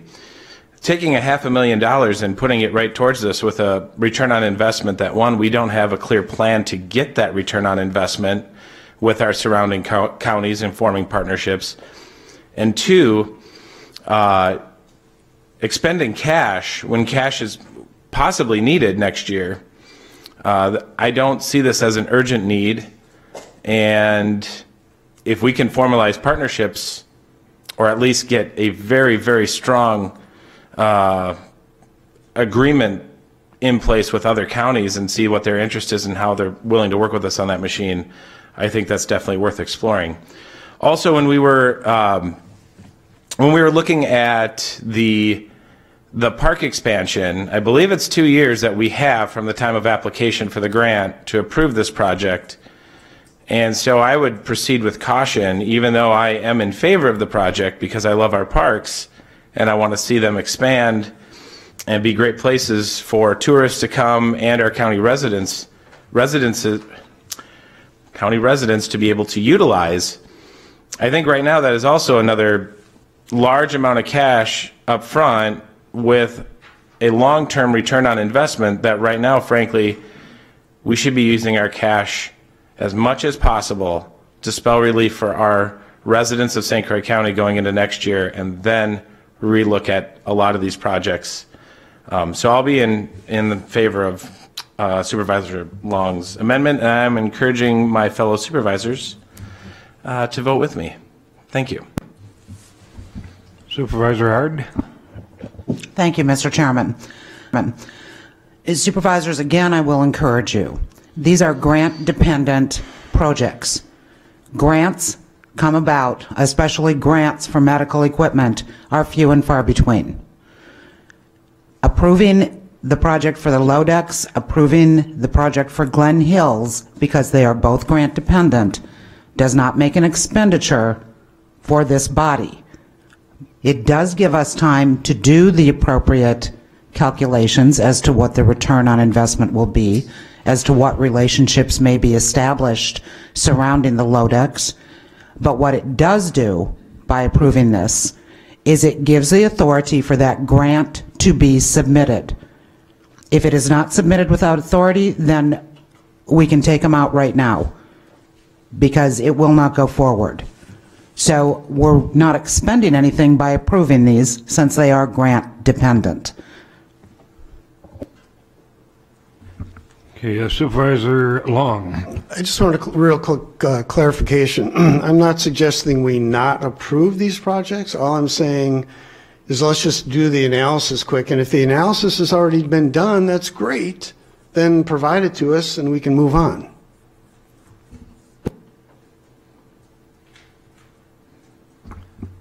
Further discussion.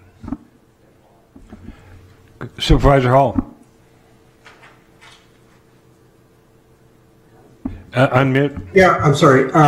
If this is Supervisor Hall, I understand the desire for a business case, yet just a few sessions ago, when I asked this question about a $500,000 loan program, it was decided that wasn't important at that time. So I guess it's nice to have, but apparently not required to move forward as a county. When I look at the arguments here, I guess I'm looking at, what is moving forward the quality of life in St. Croix County, and the parks and the LODEX would very much help us position ourselves, A, to potentially become a center for this forensic capability in Western Wisconsin and potentially employ more people.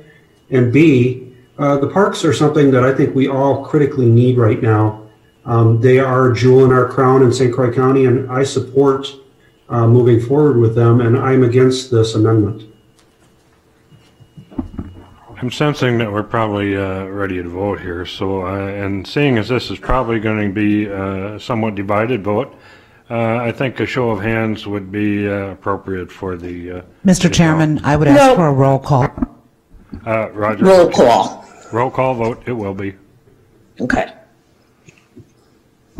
Cindy, would you proceed with the roll call? But now, this is on the amendment to amend. So if this is turned down, then we go back to the main motion.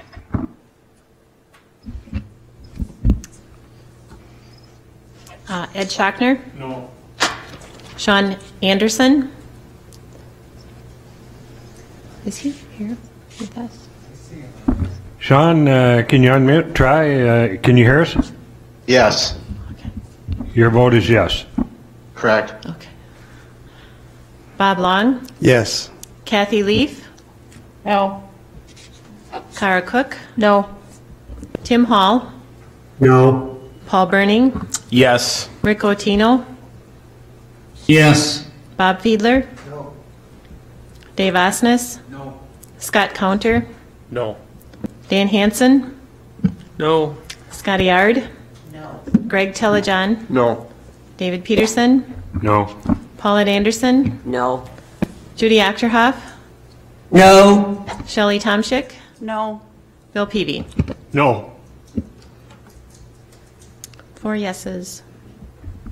The motion fails, and so now we're back to the original motion. Further discussion on that? Yeah, now we get, can I talk?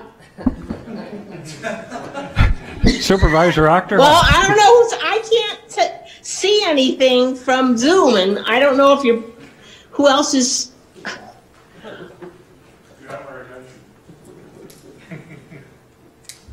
Go ahead, Judy. Okay, that's what I was waiting for. I mean, yeah, because we don't have it set up so I can really tell. But I'm going to go back to my concern about our major building project. I'm not denying the importance of it, but like I said, to my knowledge, we just approved a study. I didn't realize we also approved a design and plans and whatnot, and I would just like it looked into a little further before we approve this. So I would like to make an amendment to remove project number 10105 so we can study it a little bit more. Before I ask for a second on that, can the administrator make a comment on that for you? Okay. Do we have a second? Supervisor Hanson seconds. Now we can have discussion. Ken, did you want to address that? Yeah, thank you, Supervisor Ostroff, for the question. So that was just a study that was done. So the way it was done is the architect came in and met with all the departments, got space needs based upon their planned future growth that they could foresee over the next 20 years and said, okay, well, this is how many square feet you think, as the county staff, you think you will need. They then looked at several different design options, build a separate building, add on to the north, add on to the south, and said, you know, based upon all of the concepts that we can put together, based upon that space and what your options would be, we think this would be the best option for you. So this is a concept plan of what we believe the best option would be based upon the space needs that you think you would have.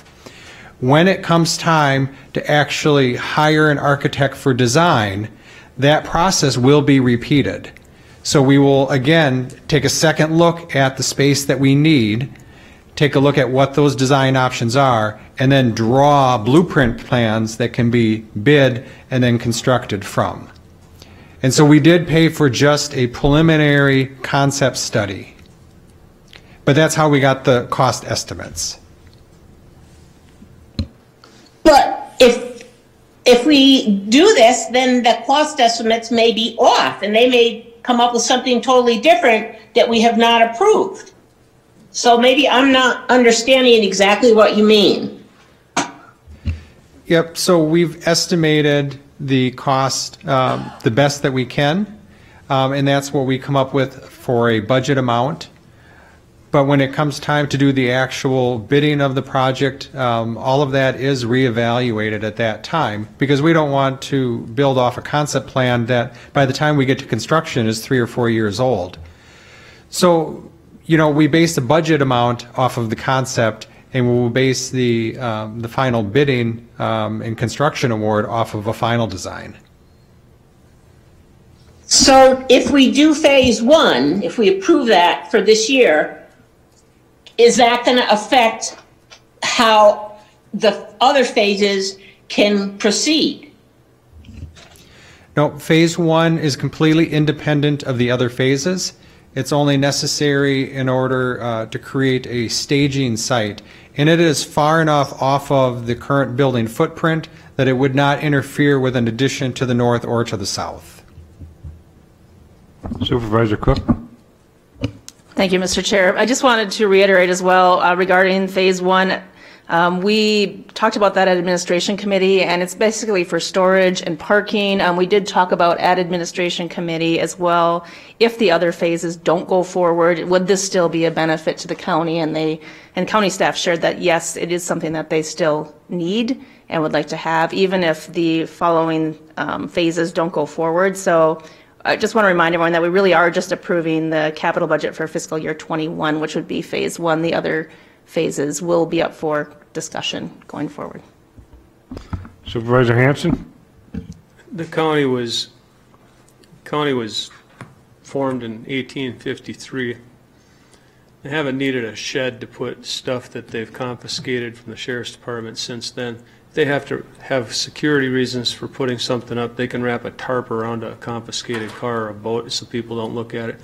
We don't have to spend $3 million for parking and for storage. They just don't need to. If they have to have something that's that sensitive that they need a storage unit, they can go rent one. $3 million right now? No, just no. Let's just pull this off of here and wait a year or two, maybe 3, and then talk about it again. But no, I just beg you, please don't spend this money. Supervisor Hard, did you? No, I thought you were. Oh, okay. I've got something to say. We've heard from law enforcement within St. Croix County. You will hear it from any district attorney. There is a chain of custody, and when you are dealing with a vehicle or other large item, having it exposed to the elements does not preserve evidence. This is phase one. Yes, it is above and beyond and separate. The requirements of evidence are growing each year, especially with new technologies. But this is also being used by St. Croix Maintenance. So it does have a dual purpose. But the point in these projects is that delaying them raises the cost. This is no different than the planning process that we went through when we were building and renovating the St. Croix County Health and Rehab Center. This is the very same process. It's a different project, same process. If you delay, if you ask for more .000 minute financials, I will guarantee you, you will raise your building cost by at least $500,000, if not more. If you're serious about these expansions and projects, and I would strongly urge you to be serious about them, because this county is growing. One only has to look at the real estate market, which I'm on every day, and the housing market to understand that we have a flood of persons entering Wisconsin looking for services and communities that they want to live in. And we need to keep up with that. And that includes expansion of the government center. Supervisor Osnes. Thank you, Mr. Chair. I guess with phase one, my question is, probably to Ken, are we talking on 2021 with that? And then a follow-up to it right away would be, is the storage shed, my understanding the storage shed is in 22, should that be moved up to 2021 as part of phase one? Yeah, the phase one part of the government center project is the storage building. The first part of that, it's in 2 years. So the first part is the design and engineering for that, and the second part in 2022 is the actual construction. So we would want to design it over the fall into next winter, bid it over the winter months when we get the best bids, and then start construction in the spring of 2022.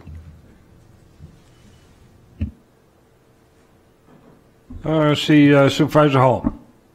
Yeah, so just bear with me, but so are we talking about $3 million for the storage building and the parking lot next year?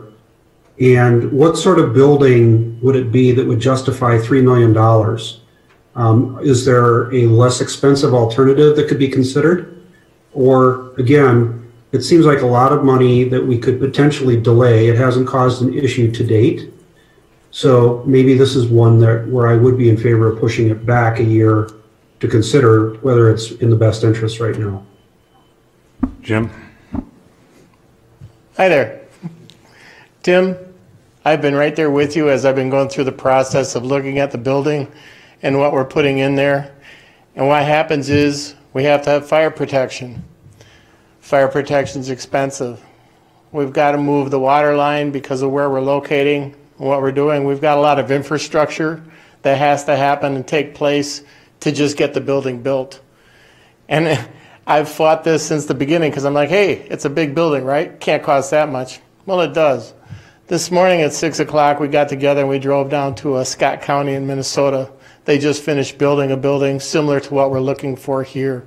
They're using it in a highway shop to park their trucks. Beautiful building. It's a steel span building, so there's no columns in the middle, so you're getting use of the whole entire building. And the dollars that we're asking for is right in line with what it just cost them. They just opened the building about 2 months ago. And it's all these other things that add to the cost, you know.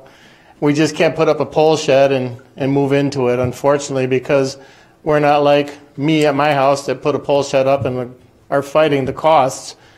We have certain requirements that we have to follow. So the cost goes up, and I apologize to everybody in this room because I was right there where you are, and I couldn't pull it off. So I did my damnedest to get the price down as close as we could for what the needs are. We're talking about increasing the space for the medical examiner in the DD building. The DD building is full of furniture for Hudson. My space downstairs, we've grown. Now with COVID, we've got masks, we've got cleaner, I'm running out of space. So we were looking to get the storage space for the sheriffs, and thank you, Scotty, for bringing up the evidence. We're doing things in a way that, yes, we're getting by with it. Do we need it today? Yeah, but are we going to fall off the face of the earth tomorrow if we don't get it? No.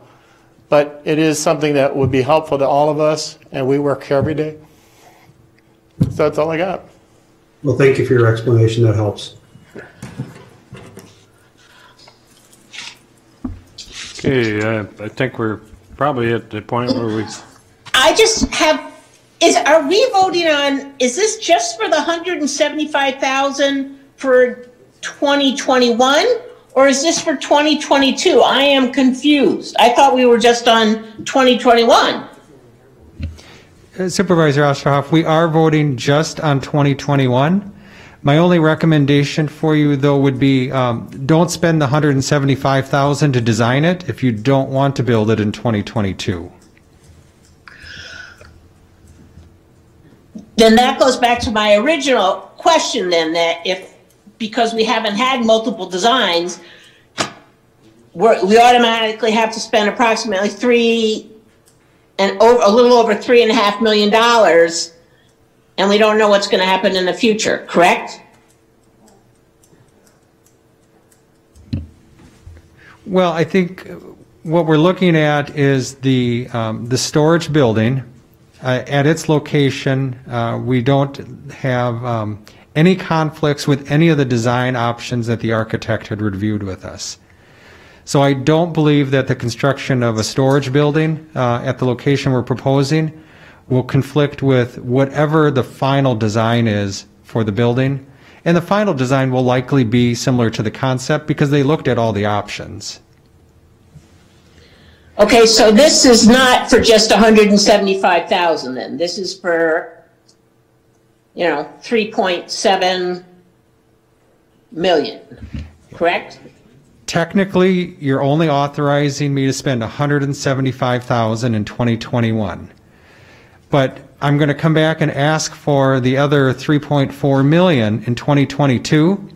So I don't want to look foolish and have wasted $175,000 if you're not going to approve the actual construction in 2022. So that's my only caveat on this, is that the 2 years are really tied together on this one. I just want to be perfectly clear that you are only approving 2021's money, but the 2 years, it is a 2-year project.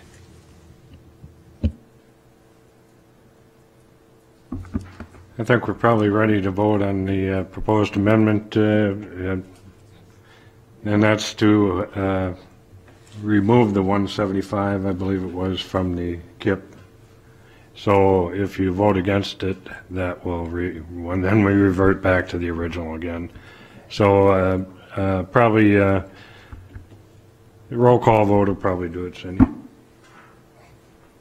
I'll mix it up and start in the middle here. Question, can you clarify what we're voting on again? I want to make sure that I place my vote correctly. You bet. Yeah, this is the amendment proposed by Supervisor Ochterhoff to remove the $175,000 for that study or drawings or plan on that shed. And that's the only item we would be voting on at this time. Thank you. All right, I'm not going to start at District 1. I'll start down the middle here. Dave Osnes.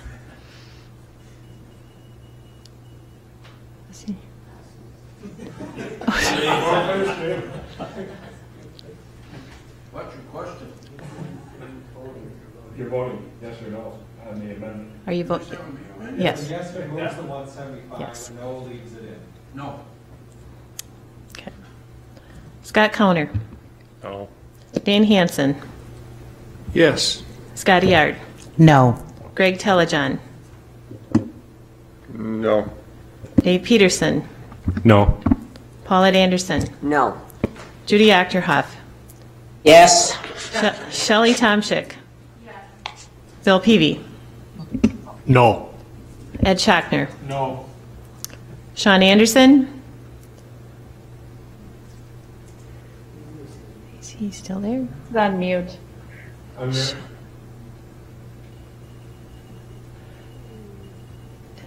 Sean?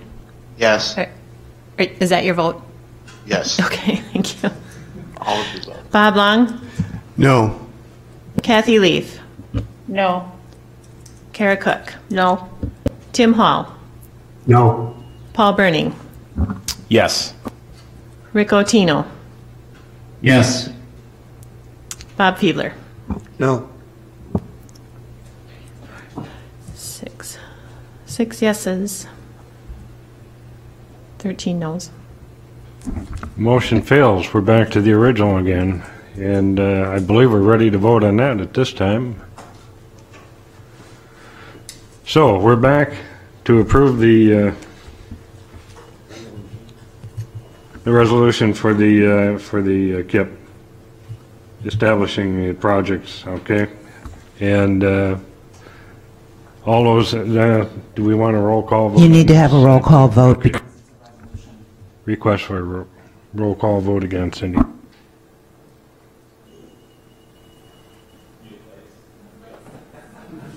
One every time. Scotty Yard. Yes. Greg Telejohn. Yes. Dave Peterson. Yes. Paulette Anderson. Yes. Judy Achterhoff. Yes. Shelley Tomschick. Bill Peavy. Yes. Ed Schachner. Yes. Sean Anderson. Yes. Bob Long. Yes. Kathy Leaf. Yes. Yes. Kara Cook. Yes. Tim Hall. Yes. Paul Burning. No. Rick Otino. No. Bob Fiedler. Yes. Dave Osnes. Yes. Scott Counter. Yes. Dan Hansen. Yes.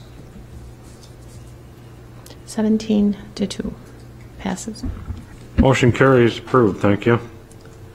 Resolution amending personal policies and procedures. Who's bringing that forward? Supervisor Long? I'll move to approve the resolution amending the Personnel Policies and Procedures Handbook. Second. Motion by Supervisor Long, second by Supervisor Ard. Discussion. Ken, did you want to comment on it? Tara? I'm here if there's any questions on any of the proposed revisions. Questions on the revisions? Seeing none, I guess we're ready to vote then. All those in favor signify by saying aye. Aye. Aye. And opposed? Carries unanimous. Thank you. Next item, last item, is resolution establishing county administrator work plan for September 1st, 2020 to August 31st, 2021. Ken? Tara? Oh, okay. Go ahead.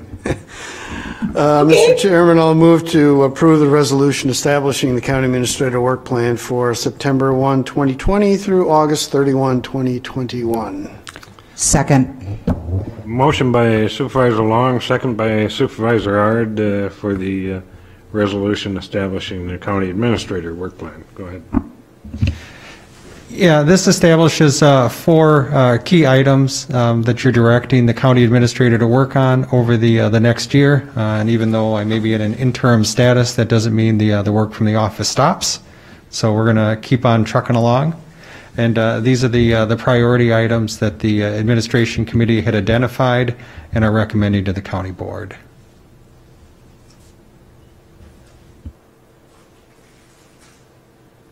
Questions, comments, discussion? Seeing none, I guess we're ready to vote. I'm sorry. What's that? Sorry? Fiedler. Mr. Chairman, I don't intend to make an amendment. These look fine to me. I know they're very general in nature, and I know that a lot of work went into these. But I believe I recall a couple of past administrator work plans that also included in it an effort to enhance our veterans' employment within the county. And I don't think we've met the goals that were established in the past in that. So I would, without making an amendment, I would just urge the county administrator to continue to monitor those sorts of things and as you and the personnel office look at employment, consider our veterans.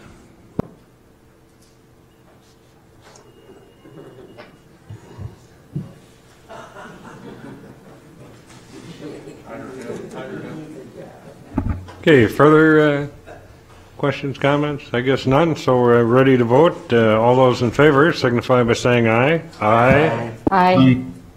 Opposed? Carries unanimous. Thank you. Request for future agenda items. Mr. Chairman, this is Supervisor Otino. Supervisor Otino, go ahead. Yeah, I believe we need to look at as a county. The Twin Lakes flooding issue has really come to a point where it's affecting not only Twin Lakes, it's affecting Cottonwood Ridge subdivision, with a gentleman that already had his septic tank was hydrostatically lifted out of the ground and cracked. He lost his septic field. There's a resident in Indigo Ponds that now has lost their usage of their field. And I think it is due to a couple of different things regarding the wastewater from Roberts and also the addition of the Flying J. We put so much fill and material in there, the water has nowhere to go. And I really think the county, and we need to get the state involved, that's okay too. We need to look at addressing this because that actually affects our residents. And if I understand it, we just, as a board, approved a $3.7 million project going up for 2 years when we have citizens that are losing the use of their home. I think that the community development department has been somewhat involved with that along the way, but and so at this point then I'm going to refer that request to the Community Development Committee and ask them to review and see. I suspect it may be somewhat out of our realm of jurisdiction, but at any rate I will have that committee review and get back to us with that. Supervisor Connor.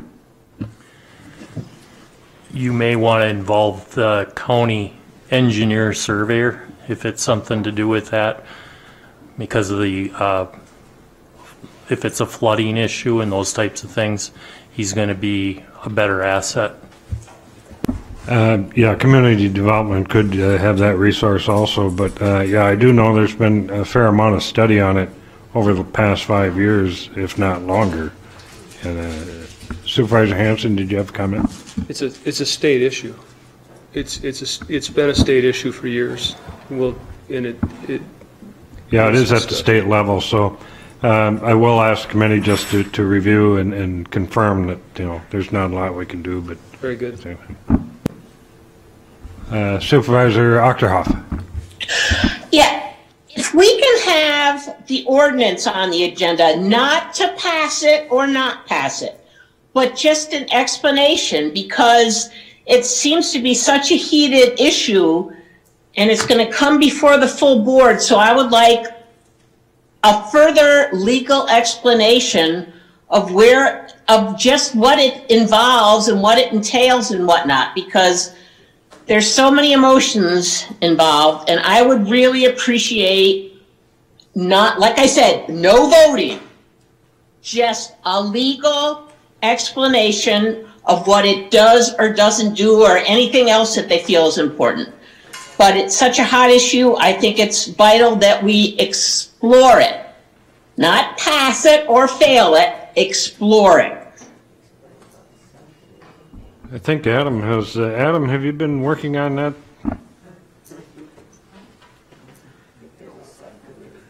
Every day. I guess I'm also coach say that we can't talk much about it because it's not on the agenda. So I'm sorry. Yeah, I just wanted. I will just say I'm going to be sending an email to the Board of Supervisors so you have an idea of where we're at. So. Okay. The administrator says it will be on the agenda in some form. Definitely not for voting, and he'll reiterate that to save us an overabundance of calls, I hope. So. Yeah, because we can get emails, but if we're not talking about it in public, people think we're doing something behind their backs, and that's why I want it in public. Supervisor Hall. I would like an opportunity for the presentation that was done on COVID, for a chance to be able to ask questions also in public of our health department as well, because none of us are experts and they are. So I'd like a chance to ask them some questions in a public forum so we can be on record. Okay, we'll have that one on there also. Yeah, that'll be taken care of too. Others. Okay, next item would be county clerk's correspondence. I have no correspondence, but Lynn Nelson from the West Central Regional Planning Commission normally gives an annual report to the board. Instead of doing that this year, she sent packets, and so you have them on your desks, or for those that aren't present, they'll be in your mailboxes for you to review and to contact Lynn Nelson if you have any questions. And then also I sent out an email, just a reminder on the WCA conference resolutions. If you have any comments, send those to me. I have received a few already.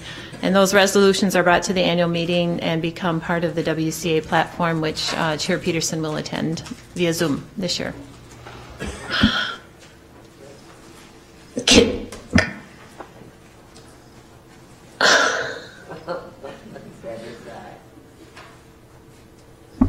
Okay, thank you, Cindy. You had nothing more than that. Thank you. And so announcements. Supervisor Octorhoff. This kind of goes along with maybe what Cindy said. I had a call from a citizen who said that she was told that what we passed what the Community Development Committee passed, it was too late to get put on the county agenda. But obviously it's not too late since Cindy's still looking for things, correct? No, that's not how that works. The resolution committee had already met. It's too late for us to pass something and have SACREC going forward with the resolution to the WCA. The resolutions were due to WCA in June. Okay, gotcha. Thanks. Okay, so with that, I'm adjourning this meeting at 7:07. Thank you.